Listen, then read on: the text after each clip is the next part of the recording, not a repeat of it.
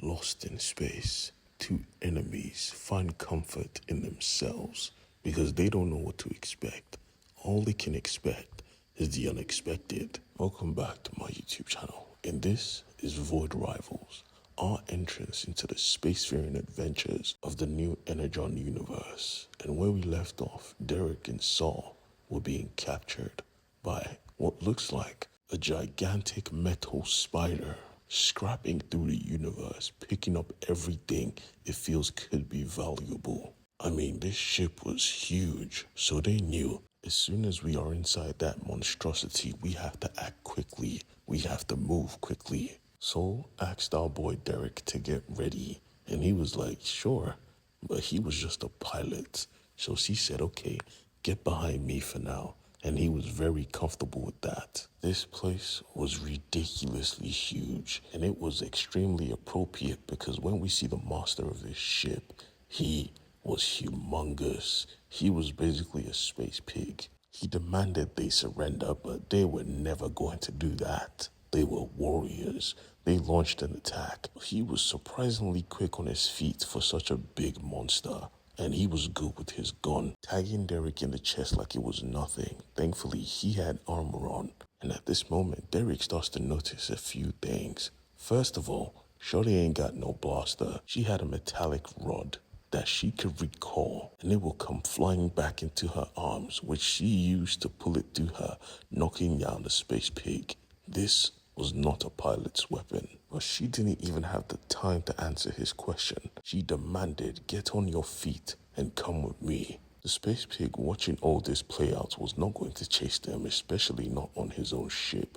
He screamed, hold on, I have a wife and kid too. I'm just doing my job. Please don't run. I mean, dude, come on, you're still blasting them with your gun. You expect them not to run. But he meant it. He wasn't going to chase them.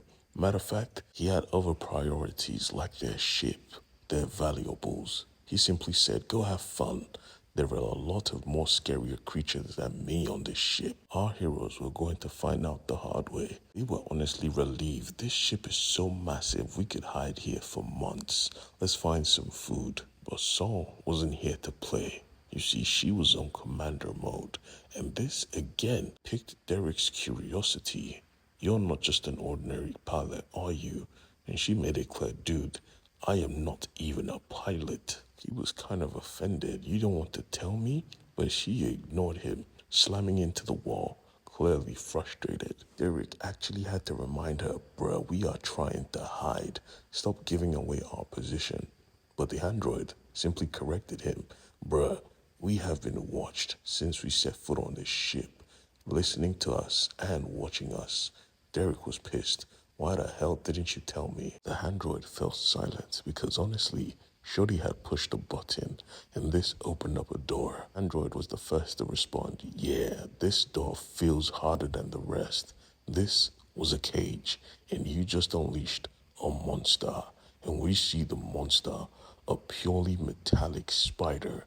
Jesus. Instantly flying into battle mode, Saul dodged the attack, but Darak took it to the head and he slammed into the wall. She asked him, if you're okay, please find the panel. I'll try and hold this monster off, and as soon as he's back in the cage, push the goddamn button.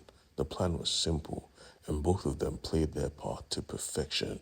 She was good with her weapon, and he knew it, so he had to be good with his hands as well. Making sure to dodge the pinchers, he pressed the panel, and right on cue, Saul had managed to push the monster back in its cell. The door closed, and the monster lost some pinchers and a leg, but they were safe. They knew now not to just go pushing buttons. Darak couldn't help himself. He had to mention, you are way too good at fighting. I thought you said you were a pilot when we first met. She clarifies, of course I'm a pilot. I could fly.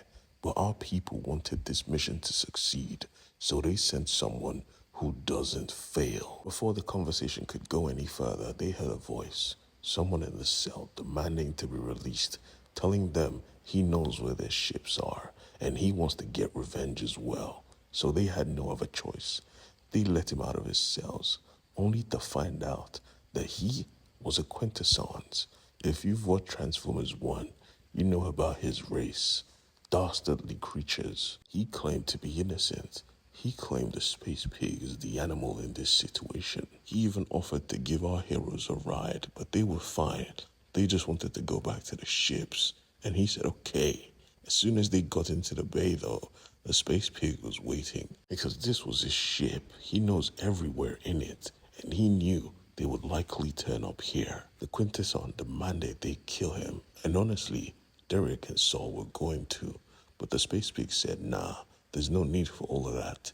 You both are useless to me.